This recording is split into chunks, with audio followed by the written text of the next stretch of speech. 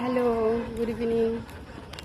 এই যে আমরা দুজন বেরিয়েছি, আর মা, স্নেহা মানে বোন, আর সুনুমা গেছে ওরা পিসির এখানে ওরা পুজো দেখতে। আমরা একটু বেরিয়েছি, আমি এসেছি একটু আগে, আধ ঘন্টা হবে।